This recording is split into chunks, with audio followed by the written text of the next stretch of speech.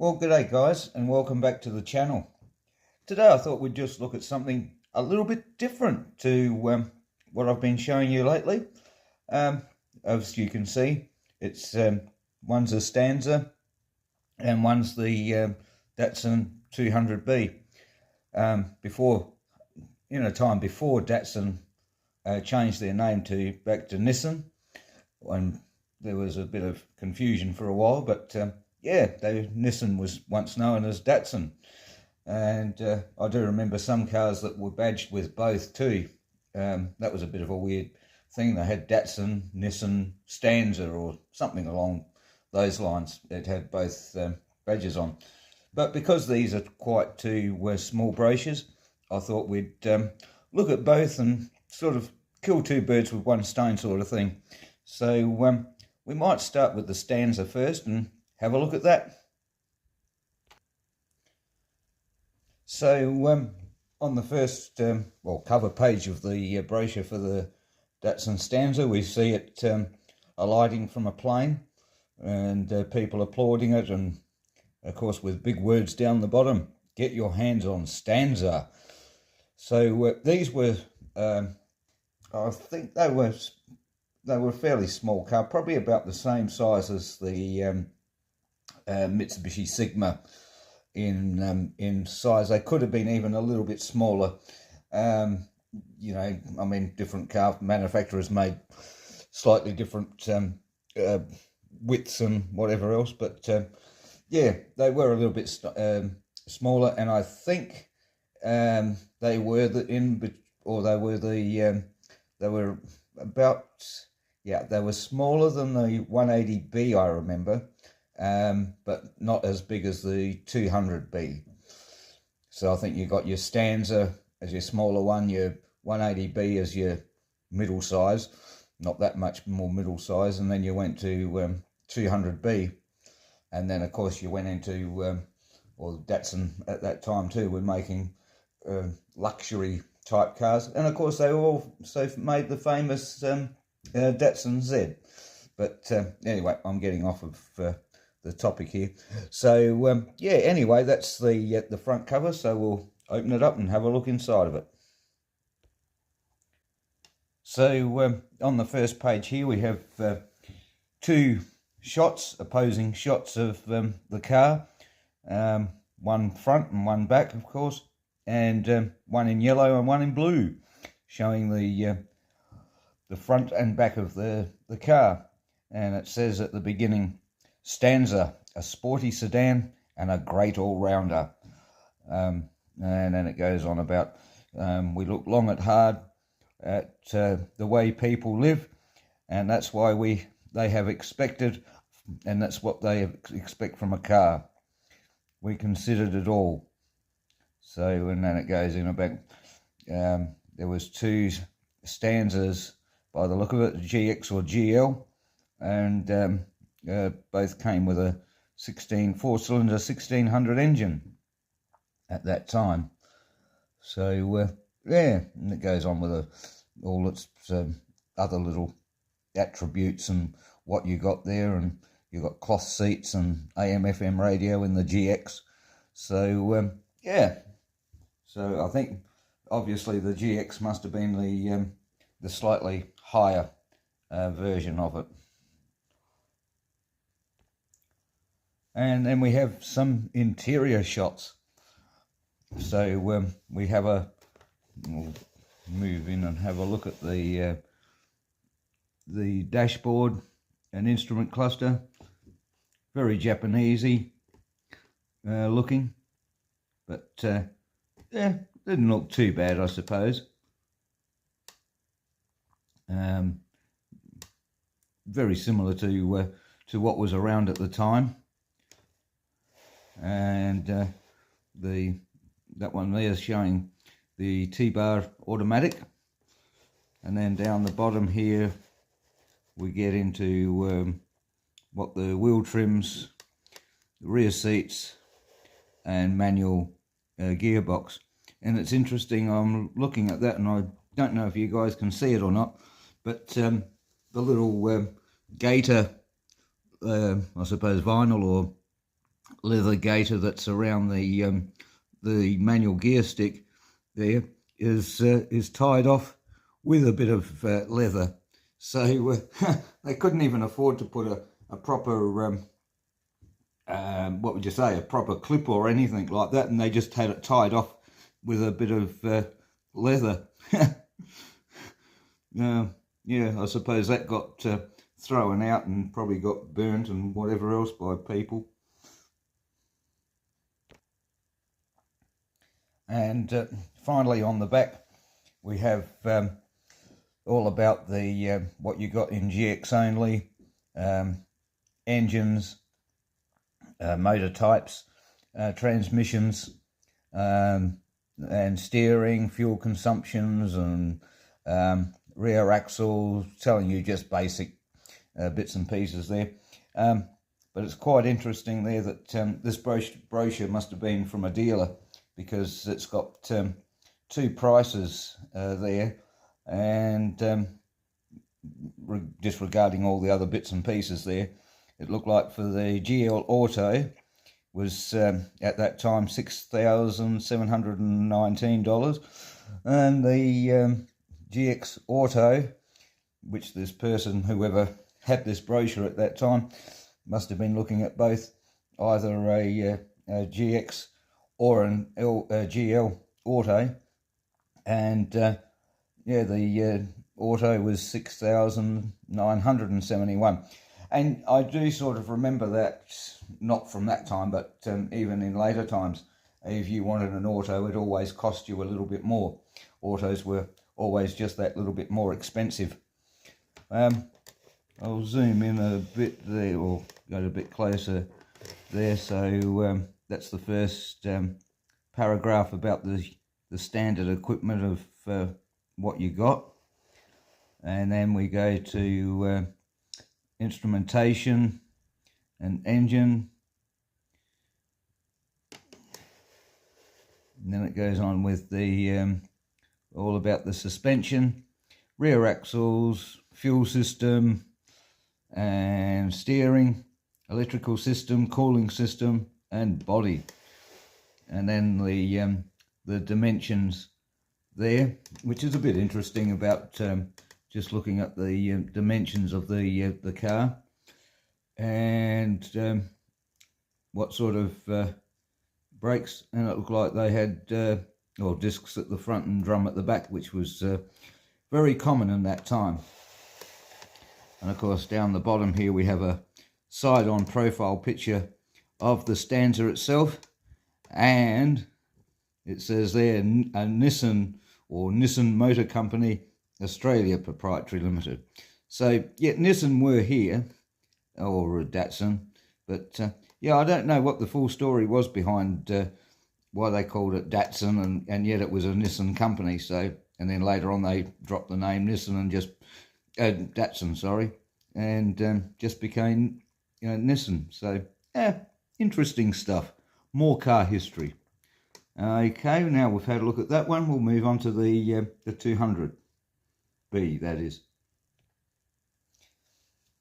Okay, now we've moved on to the Datsun 200B family, and as you can see, it's starting to look a little bit more limousine-ish, and they've taken a little bit more pride in this catalogue, I think, even with the shots themselves there, trying to make the car look a little bit more luxurious, as you'd say.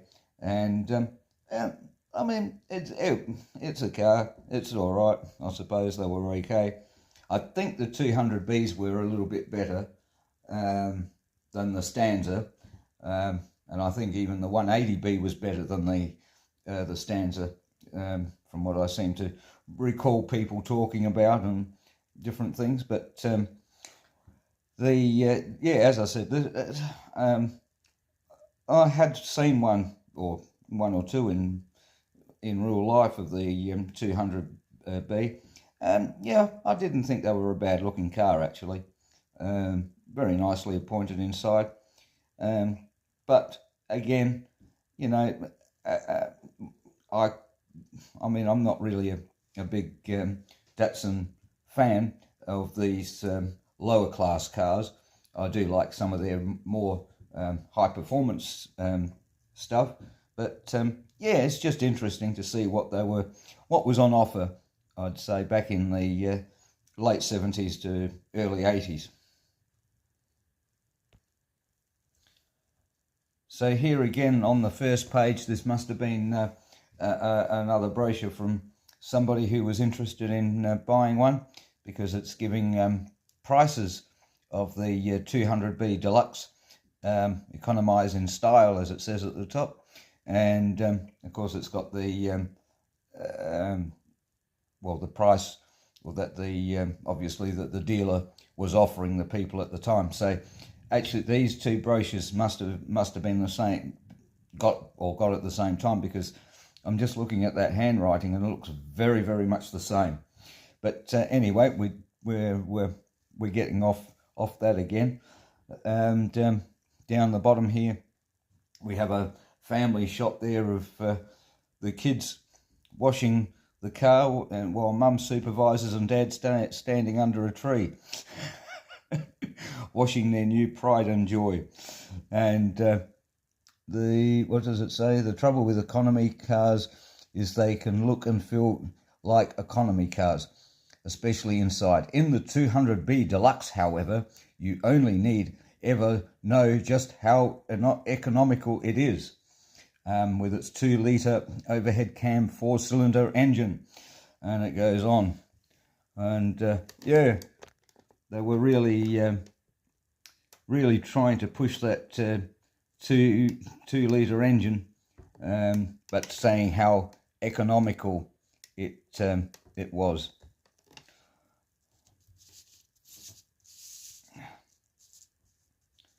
And then we'll move to the next page here, which is the 200B GL, and what you got in your 200B GL. And looks like you've got just a couple more things there, and even a rear bar demister for your rear windows, and that. And of course we have a instrumentation. What is it? Oh, that's the light switch on the indicator stalk by the looks of it. And down the bottom you've got a rear shot there, and of course another family, sort of trying to show that, you know, they were a family car.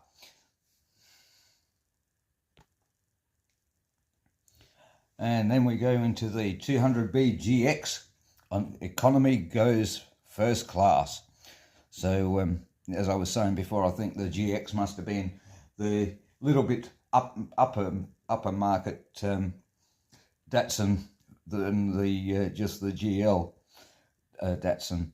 And we've still got the gator tied up with a bit of spare leather by the looks of it there, but you got these yellow cloth seats by the look of it. I suppose they could be cream, but they look very yellow to me. At the bottom picture, I must say that green, I do like that green. That looks very nice and very of its time too. And yeah, showing some, what would you say, almost like high society people with their pride and joy of their Datsun 200B GX. And then we'll go over to the Datsun wagons. All the room, all the extras. So they were the, what was it, the 200B wagon, Deluxe or GL. So yeah, showing you the interior space of it there. They've got a bit of a picture there of the driver's cockpit. I don't know whether they were different, but it looks pretty much the same as the sedan to me in the front, but obviously they were trying to impress. And of course we've got another family shot down below here with a kid jumping out the back, and a little girl with a picnic basket and a push bike, which doesn't look like it was in there, but it could have been. But of course all props for advertisements and trying to show how much space you got in your 200B wagon. And then, of course, not to be outdone with your, if you didn't have a wagon or a normal sedan, you could get a Datsun SX. Experience the spirit of freedom. And it says, take off in the Datsun 200 SX and explore the endless roads. So, yeah, obviously this one was dressed up a little bit more as a sports type of car. It's got a aluminium dash by the look of it. Same layout, but finished in a sort of just a plain aluminium style. And you've got some almost race style types, or pretending to be race style type seats, with that colour trimming there, very much of its time. And it looked like it was had pinstriping that matched on the side, and with the SX. And look at those wheels, hey? Very 70s, or late 70s, early 80s.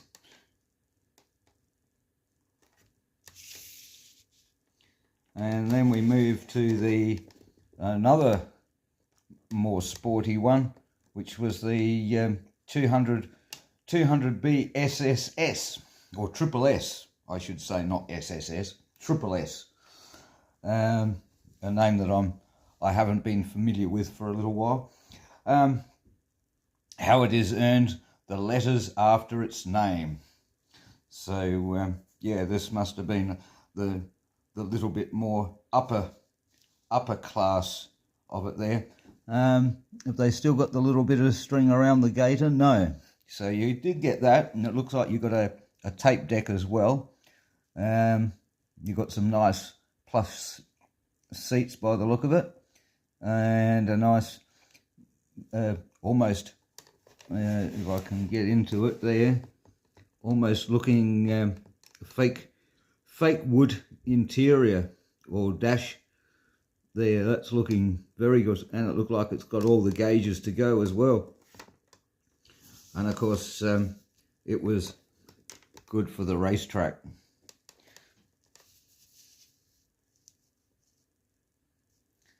So there's your red Datsun that you could take to the racetrack, or your Triple S Datsun that you could take to the local racetrack.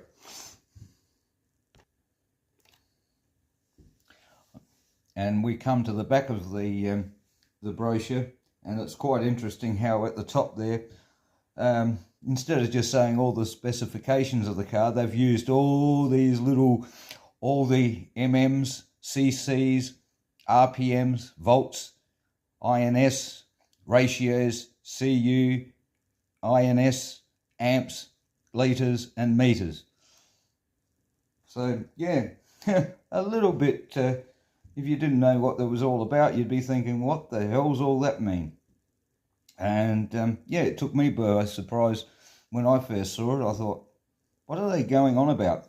And it just means that, yeah, the back of the page here has got all your information about your the engines and the displacement, carburetors, fuel systems, and transmission cooling system, the transmission, electrical system, transmissions, you know, all the usual stuff that people wanted to know, and what you got in your SS hardtop bodies and all of that business there, brakes, and you know, all things that people may be interested in. But of course, some of the car dealers or car companies at that time, or later times too, when they used to put a lot of information on the back, somebody came up with the bright idea that the customer wasn't really interested in that. They just wanted to know whether the car was nice, drive, you know, had nice appointments and things like that. The rest of it was not necessary. And I think that's when they started dropping all of that sort of stuff on brochures, you know. It was just like, here's the car, buy it, go away. You don't have to worry about the engine, or, you know, things like that, which was a great shame, because, you know, some of those, or some of the earlier brochures put in quite a lot of effort into all of that. But, you know, the boffins sort of thought, no, people don't need to know all of the, you know, whether it's a 2 litre or a, you know, 1600 or whatever. Forget all of that. But at that stage, Nissan or Datsun were still putting those things in there. But as I said, they were using these curious acronyms, I suppose you'd call it. And so, guys, that brings us to the end of looking at these two Datsun brochures. And I hope you've enjoyed looking at something a little bit different from what I usually put on. And yeah, I quite like the brochures and that of that time. I thought I think they did dress them up very reasonably well. Like I said, these weren't overpopulated with pages or information, but just enough to get you, probably, if you were interested or thinking about buying a Datsun, you know, it would get you enough information to know a little bit more about the car and make your decision. So thanks again for watching, guys. Like I said, I hope you've enjoyed it, and don't forget to like and subscribe, and we'll see you in the next one with maybe another manufacturer, who knows. Cheers for now, guys.